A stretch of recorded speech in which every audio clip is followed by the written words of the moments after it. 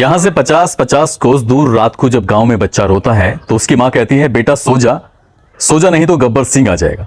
कुछ इसी तरह का डायलॉग शोले फिल्म में आपको सुनने को मिला था। वही शोले जिसमें अमिताभ बच्चन और धर्मेंद्र ने रोल अदा किया था। वही शोले जिसमें अमजद खान गब्बर सिंह बना हुआ था। आज की कहानी जो हम आपको सुनाने जा रहे हैं, ये कहानी इस काल्पनिक पात्र की नहीं है, बल्कि असली गब्बर सिंह की कहानी है। फिल्म पूरी काल्पनिक थी, लेकिन उससे जो नाम लिया गया था वो एक असली डाकू से नाम लिया गया था। जिस कहानी को सुनने के बाद शायद आपको भी लगेगा कि हमारे देश में ऐसे ऐसे खूंखार खतरनाक किस्म के डाकू भी रहे हैं, जिसका नाम सुनने के बाद भारत के प्रधानमंत्री पंडित जवाहरलाल नेहरू भी घबरा जाते हैं और वो मुख्यमंत्री को फोन करके कहते हैं कि किसी भी हालत में ये चाहिए। तभी मुख्यमंत्री कहते हैं कि गब्बर चाहिए, जिंदा या मुर्दा। और यही डायलॉग इस फिल्म का सबसे चर्चित डायलॉग बन जाता है। आज की कहानी उसी गब्बर की है। आदाब, नमस्कार, सत श्री अकाल। मैं उस्मान सैफी। आज की जो सच्ची घटना मैं आपको सुनाने जा रहा हूं, ये सच्ची घटना है मध्य प्रदेश का एक जिला है भिंड। दरअसल बात कर रहा हूं 13 नवंबर 1959 की। रात के लगभग 11 बजे के आसपास का वक्त रहा होगा। काफी देर से आईजी साहब भारत के प्रधानमंत्री पंडित जवाहरलाल नेहरू को फोन लगाने के लिए कोशिश कर रहे थे। ट्राई करते करते रात के 12 बजे से ज्यादा का वक्त हो जाता है। उधर से फोन उठता है तो पूछते हैं कि क्या बात है। बोले, मैं आईजी KF रुस्तम बात कर रहा हूं, मुझे प्रधानमंत्री जी से बहुत जरूरी बात करनी है।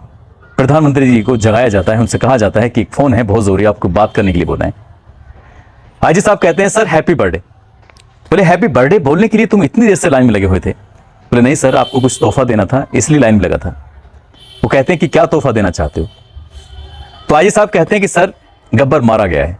और जैसे ही प्रधानमंत्री पंडित जवाहरलाल नेहरू ये बात सुनते हैं तो उनका चेहरा भी खुशी से खिल जाता है। दरअसल बात ही कुछ ऐसी थी कि इस घटना को सुनने के बाद, इस डाकू के मरने के बाद पंडित जी भी बेइंतहा खुश हो जाते हैं।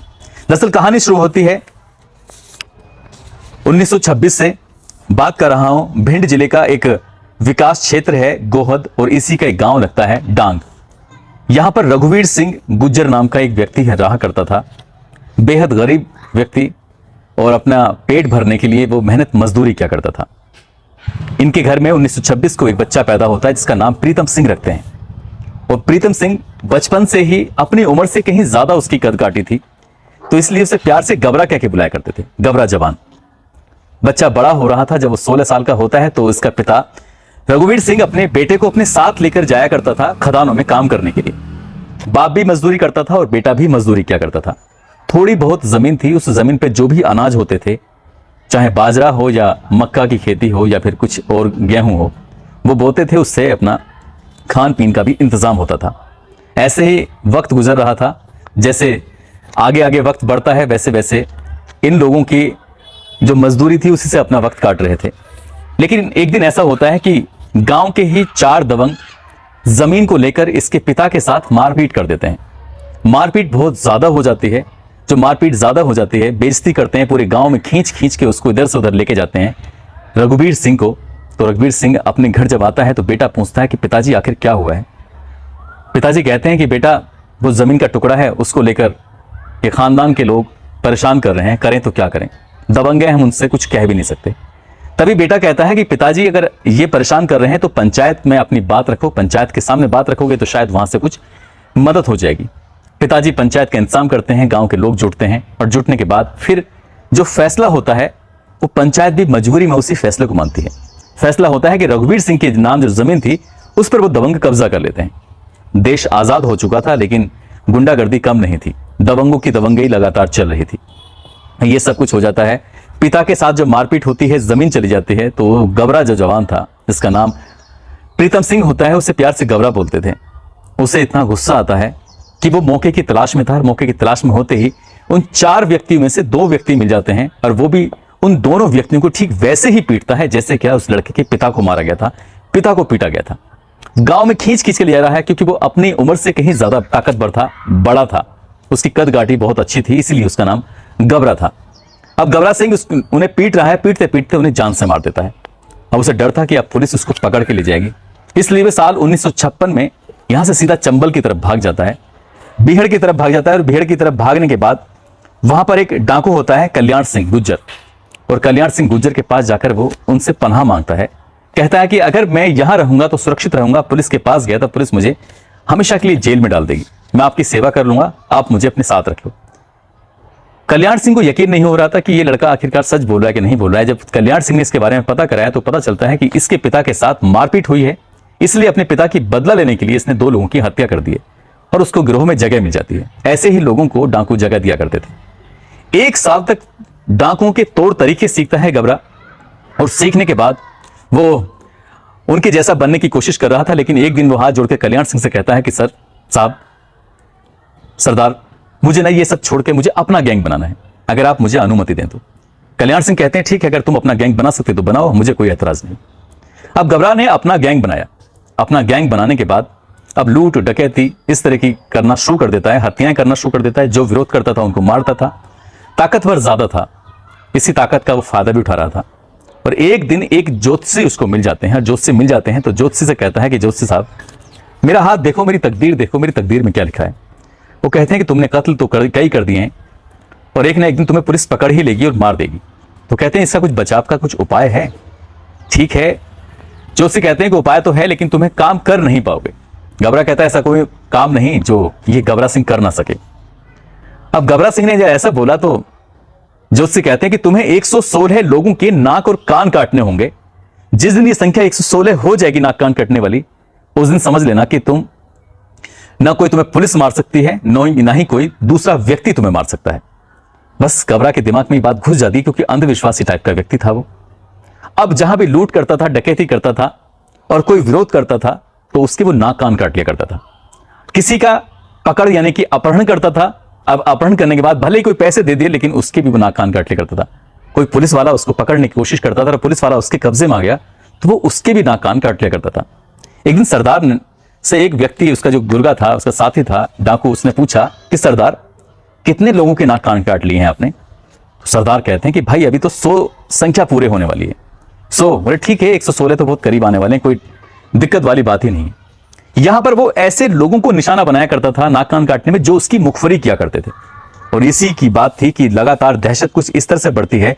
भिंड, ग्वालियर, ललितपुर, सागर, पन्ना, धौलपुर जैसे 15 जिलों में इसका खौफ पैदा होने लगा था।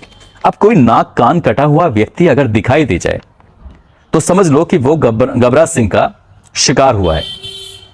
जोशी ने कहा था कि जो भी नाक कान काटो वो अपनी कुल देवी के चरणों में अर्पित कर देना, और एक दिन कुल देवी खुश हो जाएंगी और तुम्हें जरूर पक्का वरदान दे देंगी। ये कह लीजिएगा तुम अमर हो जाओगे। उसके दिमाग में यही बात थी कि मुझे अमर होना है, मुझे पुलिस से बाकी किसी गोली वोली का मुझ पर कोई असर नहीं होगा। तो कोशिश करता रहा।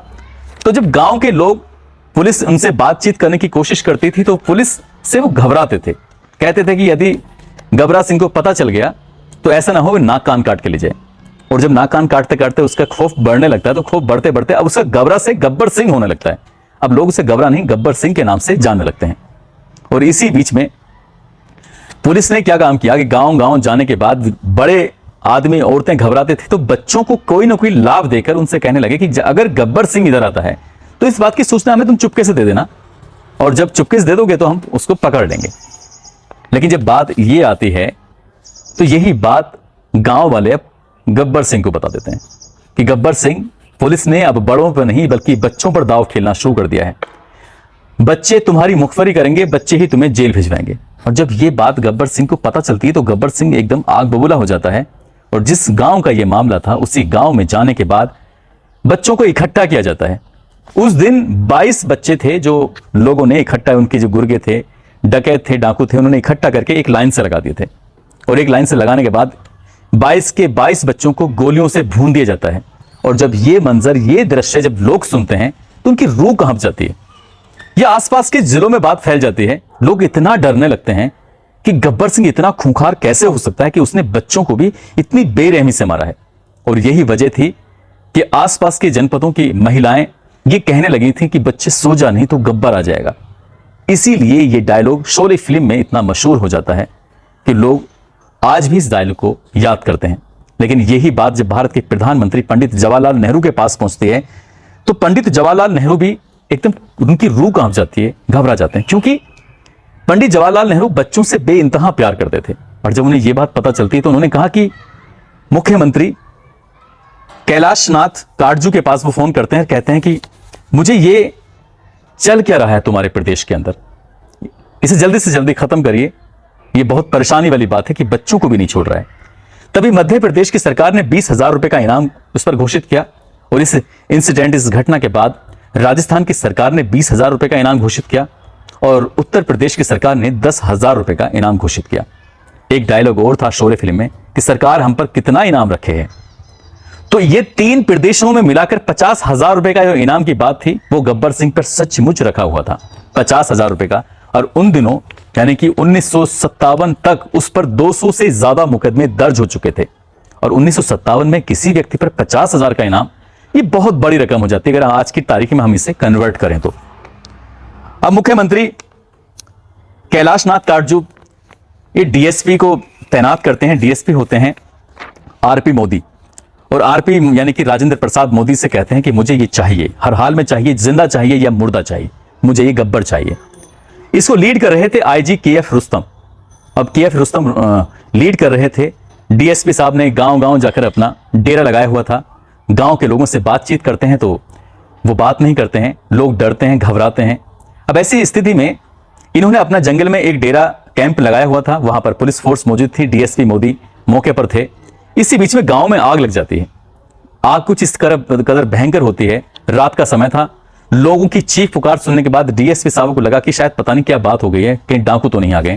वो अपनी टीम को लेकर उस गांव में जब पहुंचते तो पूरे गांव में आग लगी हुई थी और जब गांव में आग लगी हुई है तो एक बच्चा आग की लपटों के बीच में इस कदर घिरा हुआ था कि उसका निकलना मुश्किल हो जाता है और डीएसपी राजेंद्र प्रसाद मोदी ने अपनी जान पर खेलते हुए उस बच्चे को बचाने के लिए आग में कूद जाते हैं और सकुशल उस बच्चे को बचा के ले आते हैं।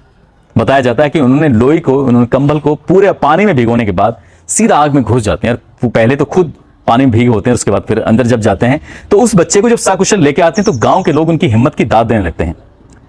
उस बच्चे के पिता कहते हैं कि ये एहसान मैं आपका बहुत जल्दी उतारूंगा और वो दिन भी आया। वो दिन आया 13 नवंबर 1959 को। उस बच्चे के पिता ने पुलिस को सूचना दी कि आज गब्बर सिंह के आने की संभावना है। जो भिंड जिले का हाईवे है, उस हाईवे के पास वहीं एक रेलवे स्टेशन है, वहां से गुजरने की सूचना थी 3 या 4 बजे के आसपास। पुलिस वाले पहले से घात लगाए बैठे थे, आईजी साहब और डीएसपी साहब अपनी टीम के साथ। और इसी बीच में जब पुलिस वाले जब जमे हुए हैं तभी ये गब्बर सिंह जब निकल रहा है तो पुलिस वाले उनके घेर लेते हैं। इधर से गोलीबारी शुरू हो जाती है, लेकिन रात का समय था। जब रात का समय है तो इसी बीच में एक हैंड ग्रेनेड फेंक के जब मारा जाता है, डीएसपी साहब हैंड ग्रेनेड फेंक के मार रहे थे तो हैंड ग्रेनेड जाकर उसकी गब्बर सिंह के बहुत करीब लगता है, उसका जो जबाड़ा था वो फट जाता है। उधर आईजी साहब अपनी टीम के साथ लगातार गोलीबारी कर रहे थे। गोलीबारी करते करते इसमें लगभग 11 डाकुओं की मौत हो जाती है और जो पता किया जाता है तो इनमें गब्बर सिंह की भी मौत हो चुकी थी, मर चुका था। गब्बर सिंह मर जाता है। मरने के बाद अब यहां से इतने बेचैन हो जाते हैं, आईजी साहब को फोन आईजी साहब प्रधानमंत्री पंडित जवाहरलाल नेहरू को फोन लगाने के लिए कई मिनट की कोशिश के बाद आखिरकार फोन लग जाता है। जब फोन लगता है तब प्रधानमंत्री तक बात पहुंचती है। प्रधानमंत्री सुनते हैं और उनका हैप्पी बर्थडे, इनका खुश हो जाते हैं कि कहते हैं कि ये जन्मदिन की शुभकामनाएं तो वाकई बहुत ही शानदार रही, बहुत जानदार रही। और गब्बर सिंह का चैप्टर हमेशा हमेशा के लिए खत्म हो जाता है, बंद हो जाता है।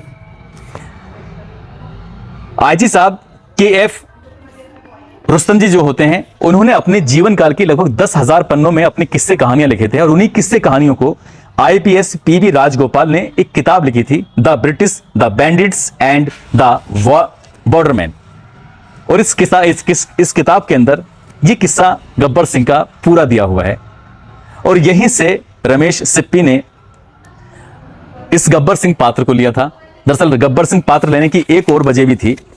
जो अब्दुल हमीद होते हैं डीआईजी इंदौर के, उनके बेटे होते हैं सलीम खान और सलीम खान के बेटे सलमान खान, यानी कि सलमान खान के दादा अब्दुल हमीद डीआईजी इंदौर होते हैं। और वो जब आईजी साहब के केएफ रुस्तम जी के साथ रहते हैं तो वो गब्बर सिंह का नाम बार बार सुनते थे।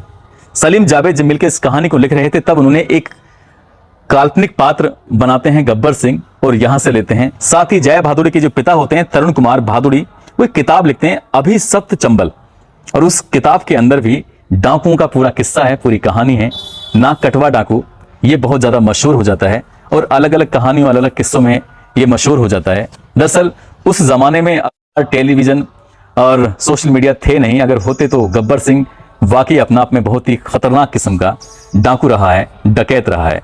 दोस्तों, इस पूरे घटनाक्रम को सुनाने का उद्देश्य किसी को परेशान करना नहीं है, किसी का दिल दुखाना नहीं है, बल्कि आपको जागरूक करना है, आपको सचेत करना है। और जाते जाते आज अकरम सैफी हैं मेरठ के, हरि केवल प्रसाद यदुवंशी बलिया के हैं, जय हिंद पाल वाराणसी के हैं, मोहम्मद अशफाक मुंबई के हैं। इनको जन्मदिन की बहुत सारी शुभकामनाएं, बहुत बहुत मुबारकबाद।